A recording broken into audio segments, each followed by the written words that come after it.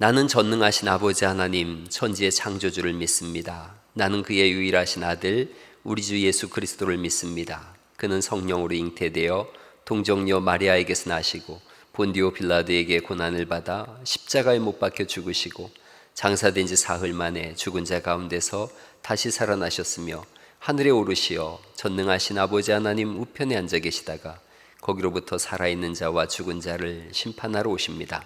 나는 성령을 믿으며 거룩한 공교회와 성도의 교제와 죄를 용서받는 것과 몸의 부활과 영생을 믿습니다. 아멘. 하나님 말씀은 창세기 3장 1절에서 13절 말씀입니다. 창세기 3장 1절로 13절 말씀인데 좀 길지만 제가 천천히 읽어드리겠습니다. 창세기 3장 1절로 13절 말씀 읽어드리겠습니다. 그런데 뱀은 여호와 하나님이 지으신 들짐승 중에 가장 간교하니라. 뱀이 여자에게 물어 이르되 하나님이 참으로 너희에게 동산 모든 나무의 실과를 먹지 말라 하시더냐?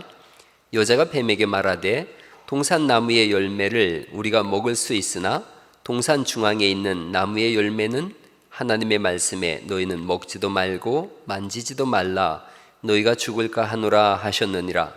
뱀이 여자에게 이르되 너희가 결코 죽지 아니하리라.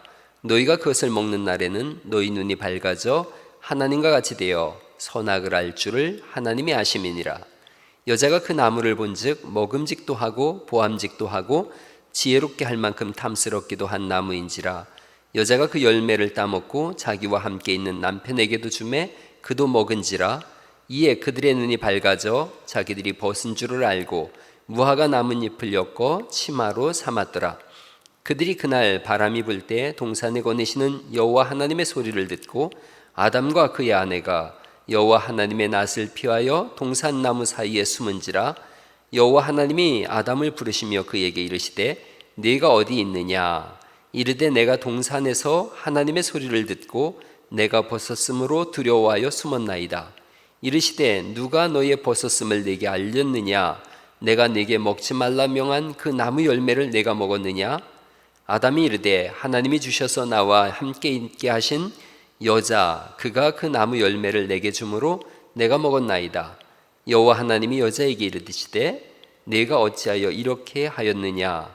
여자가 이르되 뱀이 나를 깨므로 내가 먹었나이다. 아멘. 여기까지 말씀을 읽겠습니다. 오늘도 이렇게 비대면 온라인 예배를 드리지만 마음과 뜻과 정성을 다해서 예배하는 시간들 되시고 또 말씀을 통해서 우리의 삶이 어떻게 하나님 앞에 드려질 수 있는지를 함께 고민하며 살아가는 거룩한 시간들 될 수 있기를 간절히 바랍니다. 지난 시간까지는 창세기를 보면서 성전 신학적 관점에서 우리가 그리스도의 하나님의 제사장의 사명을 감당하고 산다라는 말씀을 드렸습니다. 그렇다면 제사장적 삶을 살아가는 것이 어떤 삶인가를 오늘 말씀을 통해서 조금 더 함께 나아가 보려고 합니다. 하나님 우리를 구원하시기를 기뻐하세요. 그래서 우리를 구원해 주시는 하나님이세요. 성경에 히브리어에 테바라고 하는 말이 나와요. 테바라고 하는 말이 방주라는 뜻이에요. 구약에 2번 나오는데 창세기 6장에 노아 방주를 말할 때 테바라고 하고 모세가 어릴 때 출애굽기죠. 출애굽기 2장에 모세가 태어나자마자 유대인들을 죽이라 그런 이집트 황제의 명령에 의해서 모세를 갈대 상자에 넣어서 버리는 그런 사건이 나오죠. 그때에 모세의 갈대 상자 역시 테바라고 하는 거예요. 그러니까 노아의 방주도 테바고 모세의 방주도 테바예요. 근데 노아의 방주는 세상을 멸하기 위한 방주예요. 노아의 방주 속에 들어간 사람은 다 살았거든요. 근데 모세의 방주는 세상을 구원하기 위한 방주예요. 노아의 방주는 세상의 죄악으로 인한 멸망사라면 모세의 방주는 모세를 통한 구원사예요. 그래서 이 두 가지의 방주는 십자가 위에서 다 수렴되어집니다. 예수님께서 십자가에 우리를 위하여 죽으심으로 인하여 우리가 구원받죠. 그러나 예수님을 믿지 않는 사람들에게 동시에 심판의 역사예요. 성경의 역사는 구원의 역사이면서 동시에 심판의 역사다, 이런 말씀을 드렸어요. 이 두 가지가 성경에 항상 늘 함께 갑니다. 하나님 우리를 구원하시려고 역사를 펼치시고 구원사 속에 있는가 하면, 또는 하나님의 뜻을 거스림으로 인해서 심판의 역사 속에 들어간 사람들이 있다는 거죠. 오늘 보면은 아담이 어떻게 타락했는가라는 부분이 나와요. 하나님께서 창세기 1장 28절에 아담을 지으시고 다스리라 그러시거든요. 다스리라. 이 다스리라라는 말씀은 히브리어로 라다라는 거예요. 이거는 너희가 이 모든 상황을 주관하고 그들을 소유하고 복종시키라, 이런 거죠. 그래서 우리에게 주신 명령이 주관하는 거예요. 다스리는 거예요. 짐승에게는 생육하고 번성하라 그랬는데, 인간에게는 그 생육하고 번성하는 것 위에 온 천지 만물을 다스리라 하는 거예요. 그러니까 우리가 다스리는 존재로 지음을 받았어요. 하나님이 우리를 그렇게 귀하게 지으신 거죠. 근데 다스려야 되는 인간이 다스림을 받는 인간이 되어져요. 타락에서부터 시작되어지는 거예요. 타락하자 다스려야 될 인간이 오히려 죄의 다스림이 받게 되어지고, 인간을 통해서 오히려 죄가 들어오는 통로가 되어지더라는 거죠. 오늘 사람이 뱀과 대화하는 내용이 나와요. 인간은 본래 하나님 앞에 서 있는 사람들이거든요. 하나님을 지향해야 되고 하나님 얼굴 앞에 있어야 되는 게 인생이에요. 성막에 보면 성소가 있어요. 성소 안에는 진설병이라는 떡이 있어요. 떡병자를 쓰는 거예요. 하나님 얼굴의 떡이다, 이런 의미예요. 하나님 앞에서 먹어야 되는 떡인 거죠. 하나님 앞에서 떡을 먹는다는 뜻은 하나님의 가족이라는 뜻이에요. 하나님과 대화하며 사는 사람이라는 거예요. 다른 종교는 신과 대화가 없어요. 없는 걸요. 신이 없는 걸요. 그러니 일방적인 고백이나 일방적인 주장, 선포만 있을 뿐이에요. 그러나 기독교는 하나님 앞에 있는 거예요. 하나님을 대면하고 있는 거예요. 마틴 부버라고 하는 유명한 신학자가 이런 말을 했어요. 유대 종교나, 즉 유다 종교나 기독교는 하나님과 대화하는 종교다. 하나님 앞에 있어야 되고 하나님과 대화하는 게 우리 그리스도인들이에요. 기도라는 게 하나님과 대화하지 않습니까? 대화하는 거예요. 그렇게 하나님과 대화해야 되는 존재가 지금 뱀과 대화하고 있어요. 하나님과 대화한다는 뜻은 하나님은 인격적 존재라는 거예요. 인격적 존재이신 하나님과 대화해야 되는데 뱀과 대화하고 있어요. 뱀은 사탄으로 규정하고 있죠. 반대자, 적대자, 이런 뜻이에요. 타락이 언제부터 시작됐는가? 하나님과의 대화를 멈추고 뱀과 대화했어요. 하나님과 대화해야 될 존재가 하나님이 아닌 것과 대화를 시도합니다. 그때부터 타락이 와요. 요즘 사람들이 휴대폰에 푹 빠져 있어요. 어디서나 휴대폰과 대화해요. 이거 붙들고 있는 동안은 하나님도 잊어버려요. 하나님과 대화해야 되는 사람들이 요즘 폰과 대화하고 있어요. 그러자 하나님과의 균열이 생기는 거예요. 그 속으로 사탄이 들어오게 되어지고, 그럼에도 불구하고 여전히 여기서 눈을 떼지 못해요. 사람들이 이 작은 휴대폰에 빠져서 살아가게 되어지죠. 벗어날 수가 없더라는 거죠. 자, 타락의 결과가 사실은 3장 8절에 나옵니다. 이렇게 타락했어요. 하나님 아닌 것과 대화하면서 타락하자 3장 8절에 이런 반응이 나옵니다. 그들이 그날 바람이 불 때 동산에 거니시는 여호와 하나님의 소리를 듣고 아담과 그의 아내가 여호와 하나님의 낯을 피하여 동산나무 사이에 숨은지라, 이렇게 되어져요. 바람이 불었다라고 되어 있어요. 이 바람은 늘 불던 바람이에요. 하나님의 임재가 있을 때 이런 바람이 분다라는 표현이 구약에 많이 쓰여 있어요. 하나님이 임재하시는 거거든요. 얼마나 좋은 시간이겠어요. 하나님이 오셨구나, 하나님이 함께 하시는구나, 임마누엘의 복이죠. 아주 기쁘고 즐거운 시간인 거죠. 그런데 이들은 피해요. 바람 소리조차 두렵고 떨림이 된 거예요. 그래서 하나님 어서 오세요 라고 해야 되는 그 시간에 하나님의 얼굴을 피해서 도망가기 시작해요. 만약에 이들이 여기서 잘못한 것을 알고 선악과 먹지 말라고 한 하나님의 율법을 어긴 것을 알고 하나님 잘못했어요 라고 했다면 새로운 기회가 주어졌을 거예요. 이들은 도망가요. 어디로 도망가나 봤더니 범죄의 현장으로 숨었어요. 숨으면 숨을 수 있다고 생각한 거예요. 이런 범죄한 인생이 도망갈 장소는 하나도 없어요. 하나님 앞에서 도망갈 수 있다고 생각하는 것 자체가 오산이죠. 명령을 받은 요나가 니느웨로 가라 그랬는데 가기 싫다고 다시스로 도망가요. 도망가면서 숨겠다고 배 가장 밑바닥까지 내려가죠. 근데 하나님은 거기서도 요나를 찾으세요. 끝내 찾아내세요. 하나님 앞에서 도망갈 곳이 없는 거죠. 아담을 부르시죠. 하나님께서 네가 어디 있느냐 이렇게 부르세요. 이게 히브리어로 아예카 하는 거예요. 집에서도 한번 해보시겠어요? 아예카. 이게 다정스러운 목소리예요. 부드러운 음성이에요. 하나님께서 이놈 어디 있어? 이렇게 오신 게 아니에요. 선악과를 따먹은 줄을 아셨어요. 이들이 숨은 걸 아셨어요. 그럼에도 불구하고 두려워하니까 떠니까 무서워하지 않게 하기 위해서 부드럽게 부르시는 거예요. 구원하시는 음성인 거죠. 내가 숨은 것도 알고 있고 왜 숨었는지도 알고 있고 내가 어디 숨었는지도 알고 있다. 그럼에도 불구하고 네가 어디 있느냐라고 하는 이 질문은 여러 가지 의미를 가지고 있어요. 너는 지금 숨을 때가 아니지 않느냐라는 질문도 포함되어져 있고 내가 있어야 될 곳에 있어야지 어찌 내 얼굴을 피하여 있느냐라고 하는 아주 복합적인 그런 질문을 가지고 있어요. 그러시면서도 내가 어디 있느냐라고 하는 이 질문은 아직 기회가 있다는 거예요. 회개할 기회가 있다는 거죠. 이들은 이렇게 얘기해요. 두려워하여 숨었나이다.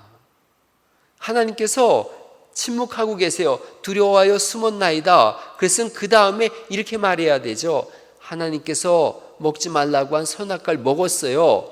하나님 죄송해요. 이러면 되는 거예요.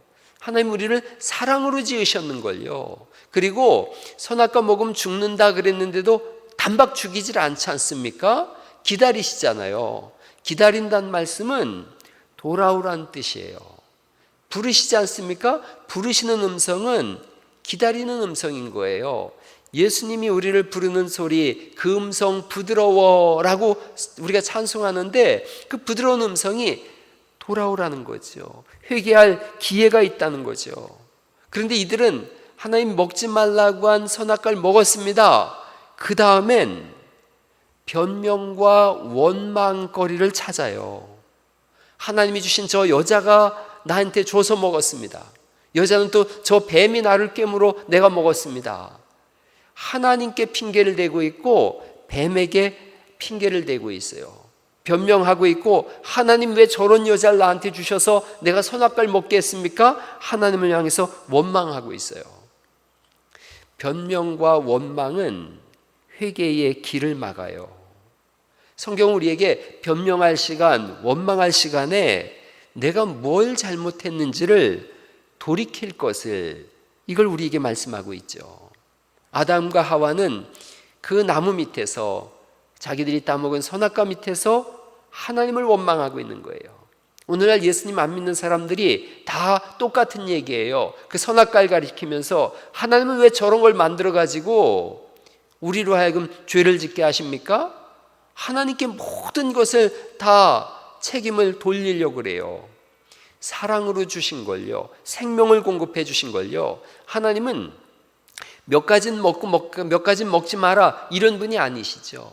다 먹되 요 한 가지만 먹지 마라 이러신 걸요.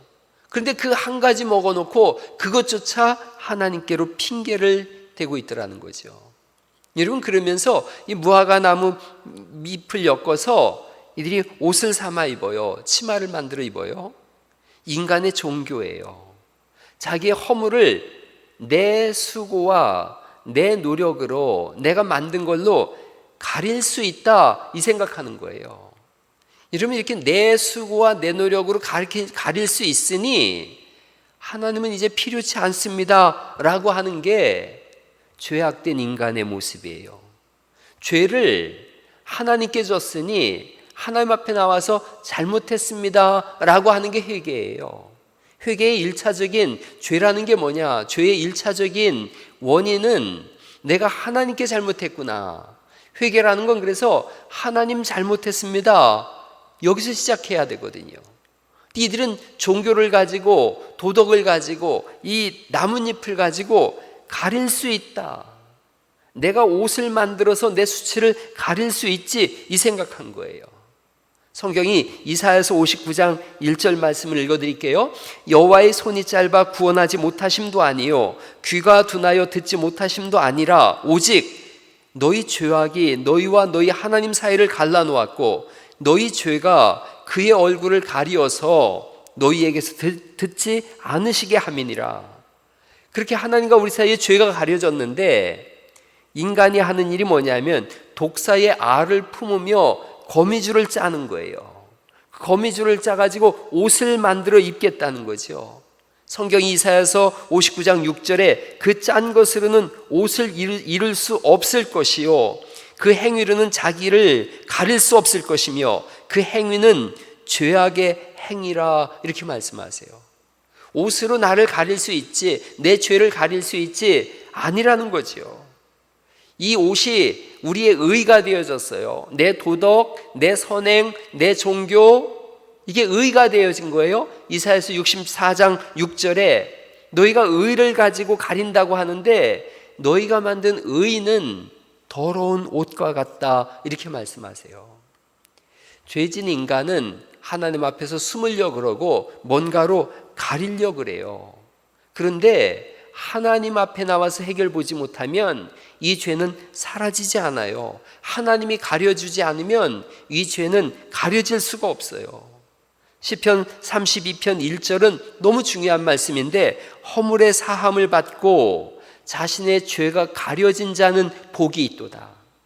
누가 복 있나? 하나님이 가려주는 사람, 그게 복이라는 거죠. 하나님은 우리를 어떻게 가려주시나가 창세기 3장 21절에 나오는데 제가 창세기 3장 21절 말씀을 읽어드릴게요. 여호와 하나님이 아담과 그의 아내를 위하여 가죽옷을 지어 입히시니라, 이 말씀이에요. 이게 사실은 원복음이라 그래요. 근원적인 복음이에요. 하나님이 가죽옷을 지으셔서 우리를 가려주실 때 그때 비로소 가림을 받아요. 성경에 쓰여지던 고대 근동의 사회에서 옷이 의미하는 건 상속과 권리를 상징한다 그래요. 상속과 권리. 누구에게 옷을 벗어준다는 뜻은 내 상속자가 너다라는 뜻이고 내 권리를 너에게 양도한다, 이런 뜻이에요. 그러니까 하나님이 지금 가죽옷을 만들어서 아담에게 입혀주세요. 다시 한번 권리를 세워주시는 거예요. 돌이킬 수 있는 길을 열어주시는 거죠. 유대인들은 이 본문을 그렇게 해석했어요. 하나님께서 가장 영광스러운 옷을 지어 입히셨다. 그리고 아담은 이 옷을 통해서 제사장의 역할을 감당한다. 그러니까 창세기 3장 21절은 우리의 죄를 가려주시고 우리에게 하나님의 자녀가 되는 길을 열어주시는 하나님의 권리가, 하나님이 주시는 권리와 상속의 의미가 이 속에 있는 거예요. 그래서 스가랴서 3장 3절에 있는 말씀을 제가 읽어드릴게요. 여호수아가 더러운 옷을 입고 천사 앞에 서 있는지라 여호와께서 자기 앞에 선 자들에게 명령하사 그 더러운 옷을 벗기라 하시고 또 여호수아에게 이르시되 내가 네 죄악을 제거하여 버렸으니 네게 아름다운 옷을 입히리라, 이렇게 말씀하세요. 우리가 만든 그 나뭇잎 옷, 금방 부스러지고 사라질 옷이 아니라 하나님이 지으신 가죽옷을 입히셔서 우리가 하나님의 백성으로 다시 세움받을 수 있는 길을 열어주셨다는 거죠. 이 창세기 3장 21절에 있는 이 말씀을 요한복음 3장 16절로 가져오면 이렇게 되어져요. 하나님이 세상을 이처럼 사랑하사 독생자를 주셨으니, 이걸 구약 버전으로 다시 해석해서 읽는다면 하나님이 세상을 이처럼 사랑하사 가죽옷을 주셨으니 라는 거예요. 가죽옷이 지어졌다는 건 양이 죽어서 가죽이 생겨났듯이 예수 그리스도께서 십자가의 죽으심을 인하여 우리로 하여금 살 길을 열어주셨다는 거죠. 우리가 할 일이 뭐냐? 받아들이면 되는 거예요. 구원을 하나님께서 선물로 주셨거든요. 우리가 받아들이면 되는 거예요. 받아들일 때 우리 앞에 구원사가 펼쳐지는 거예요. 이걸 거절할 때 심판사가 열리는 거예요. 그러니까 예수님을 믿으면 구원의 역사가 펼쳐지는 것이고, 믿지 않으면 심판의 역사가 그 앞에 여전히 놓여 있더라는 거죠. 아담과 하와가 할 일이 뭔가? 잘못했습니다라고 하고 이 구원을 받아들이는 거죠. 창세기의 소망이에요. 성경의 소망이 이렇게 주님이 우리에게 허락하신 것을 받아들여라, 받아들여라. 우리는 왜 죽는가? 안 받아들여서 죽는 거예요. 하나님 잘못했어요. 제가 죄인입니다. 저의 죄를 용서해 주세요. 하나님 주시는 구원을 내가 받아들이겠습니다. 이게 신앙을 고백하는 거라 그래요. 요한일서 1장 8절이에요. 만일 우리가 죄가 없다고 말하면 스스로 속이며 또한 우리 속에 진리가 없는 거예요. 만일 우리가 우리 죄를 자백하면 저는 미쁘시고, 미쁘시다는 뜻은 믿을 수 있는 분이라는 뜻이에요. 미쁘시고 의로우사 우리 죄를 사하시며 우리를 모든 불의에서 깨끗하게 하실 것이요 라고 말씀하고 있어요. 주님 앞에 나와서 예수님 죄인이에요, 저를 용서해 주시고 구원해 주세요 라고 할 때 하나님은 성경에 약속하신 대로 우리를 구원하시고 하나님의 사람으로, 하나님의 백성으로 우리를 회복시켜 주시는 줄 믿습니다. 이제 마지막으로 하나만 더 보려고 그래요. 그러면 어떻게 살아가야 될 것인가 하는 거예요. 아담에게 가죽옷을 입히셔서 제사장의 직분을 회복시켜 주셨다면, 즉 우리가 하나님의 백성으로서 왕이요 또한 제사장으로서 살아간다면 어떻게 살아야 되는가 하는 겁니다. 여러분, 창세기 3장 5절 말씀을 보시면 너희가 그것을 먹는 날에는 너희 눈이 밝아져 하나님과 같이 되어 선악을 알 줄을 하나님이 아심이니라. 선악과에 관한 본문이 나오고 있어요. 선악과가 뭐냐? 선과 악을 알게 하는 나무라는 거죠. 선악과에 대해서는 수없이 많은 견해들이 있어요. 수없이 많은 해석들이 있어요. 먹으면 선과 악을 분별할 줄 아는 지혜가 생긴다. 그런데 이미 이들은 그 전에 그런 선과 악에 대한 지혜가 있었거든요. 또 다른 이런 해석도 있어요. 하나님의 속성인 전지성을 얻게 된다, 이런 해석도 있고, 성에 관한 지식을 얻는다, 이런 해석도 있고. 그런데 제가 보는 해석은 이렇습니다. 선이다 악이다 라는 것을 구분하고 분별하시는 분이 하나님이세요. 아담과 하와가 선악과를 먹은 후에는 하나님이 이건 선이야 저건 악이야 라고 분별하시는데 아니라는 거예요. 이젠 내가 선과 악을 구분하겠다는 거예요. 하나님이 악이라고 말씀하셔도 내가 선이라고 하면 선이 되게 그렇게 주장하겠다는 거예요. 그게 죄예요. 죄가 뭔가 하나님이 선이라고 하는데 내가 선이라고 인정하지 않는 것, 그게 죄예요. 선악과를 먹고서 인간은 내가 하나님이 돼서 내가 결정짓고 내가 구분짓겠다는 거예요. 내가 판단하겠다는 거예요. 하나님이 선과 악의 구분자신데 이제는 내가 하겠다. 그래서 뱀이 와서 이 선악과를 먹으면 너희가 하나님처럼 되리라 그랬더니 이걸 먹고 이들이 주장하는 거예요. 이제 우리가 하나님이다.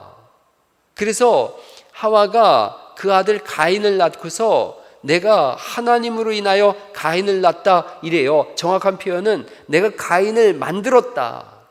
하나님 아담 만드셨죠? 나도 가인 만들었어요. 하나님이 하나님이라고요? 나도 가인을 만들었으니 나도 하나님이죠. 이런 사상이 이 속에 들어있는 거예요.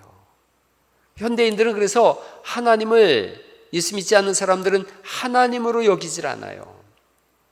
우리가 예배해요. 예배라는 단어는 정확하게 하나님을 하나님 되게 하심, 그게 예배예요. 그래서 예배 속에 하나님의 가치를 인정해드리고 하나님의 하나님 되심을 선포하는 것, 그게 예배예요. 이런 부모님을 공경한다 그러지 않습니까? 어떻게 공경하는 거냐? 부모님을 부모님으로 인정하는 것, 그게 공경이에요. 부모님으로 인정하기에 그 말을 듣는 거죠. 그 말씀을 듣는 거죠. 하나님을 예배한다고 하면서 하나님을 하나님으로 인정하지 않으면 예배가 아니라는 거예요. 그래서 우리가 그리스도인으로 살아가면서 내가 하나님이 아니라 내 머리가 예수님이십니다라는 고백을 하는 사람들, 그들이 모인 곳을 교회라 그래요. 교회의 머리가 예수님이신데 예수님을 예수님으로 인정하는 곳, 거기가 교회예요. 하나님을 하나님으로 인정하는 것, 그들을 성도라고 하고 그들이 하나님을 높이는 걸 예배라고 하는 것이죠. 아담과 하와는 선악과를 먹고서 자기들이 하나님처럼 군림하려고 그래요. 하나님을 하나님됨으로 인정하지 않으려고 하는 거죠. 그러자 이들에겐 죽음이 오고 멸망이 뒤를 잇는 거예요. 선과 악에 대한 부분, 하나님이 선이라고 할 때 이게 선이구나라고 믿고 악이라고 할 때 악으로 인정하는 것, 그게 신앙이에요. 그러면 오늘날 우리가 제사장적 삶을 살며 하나님을 하나님으로 인정하는 삶이 어떤 삶인가? 여러분, 선한 지식이 뭐냐? 이게 선이다 악이다 할 때 선이 뭐냐? 미가서 6장 8절로 결론을 내리겠습니다. 미가서 6장 8절에 사람아 주께서 선한 것을 네게 보이셨나니, 하나님이 선을 보여주셨다는 거예요. 그게 뭐냐면 여호와께서 네게 구하시는 것은 오직 정의를 행하며 인자를 사랑하며 겸손하게 네 하나님과 동행하는 것이다. 선이라고 주장하고 하나님 말씀하신 선이 뭐냐? 정의를 행하는 거예요.